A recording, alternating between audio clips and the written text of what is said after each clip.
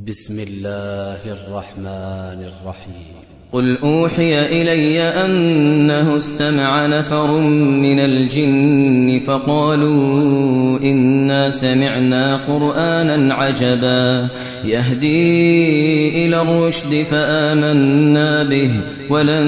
نشرك بربنا أحدا وأنه تعالى جد ربنا ما اتخذ صاحبة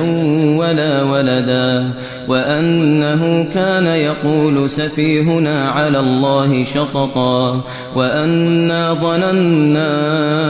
أن لن تقول الإنس والجن على الله كذبا وأنه كان رجال من الإنس يعوذون برجال من الجن فزادوهم رهقا وأنهم ظنوا كما ظننتم أن لن يبعث الله أحدا وأنا لمسنا السماء فوجدناها ملئت حرسا شديدا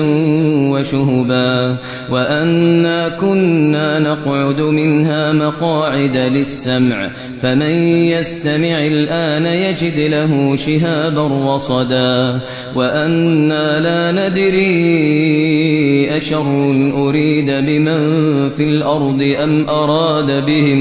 أم أراد بهم ربهم رشدا وأنا منا الصالحون ومنا دون ذلك كنا طرائق قددا وأنا ظننا أن لن نعجز الله في الأرض ولن نعجزه هربا وأنا لما سمعنا الهدى آمنا به فمن يؤمن بربه فلا يخاف بخسا ولا رهقا وأنا منا المسلمون ومنا القاسطون فمن أسلم فأولئك تحروا رشدا وأما القاسطون فكانوا لجهنم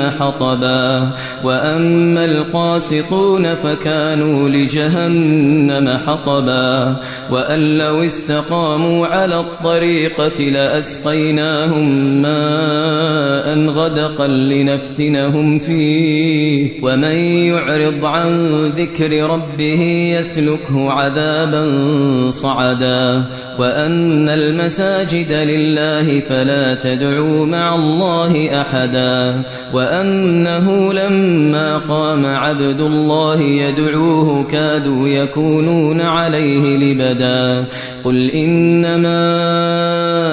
أدعو ربي ولا أشرك به أحدا قل إني لا أملك لكم ضرا ولا رشدا قل إني لن يجيرني من الله أحد ولن أجد من دونه ملتحدا إلا بلاغا من الله ورسالاته ومن يعص الله ورسوله فإن له نار جهنم خالدين فيها أبدا حتى إذا رأوا ما يوعدون فسيعلمون من أضعف ناصرا وأقل عددا قل إن أدري أقريب ما توعدون أم يجعل له ربي أمدا عالم الغيب فلا يظهر على غيبه أحدا إلا من ارتضى من رسول فإنه يسلك من بين يديه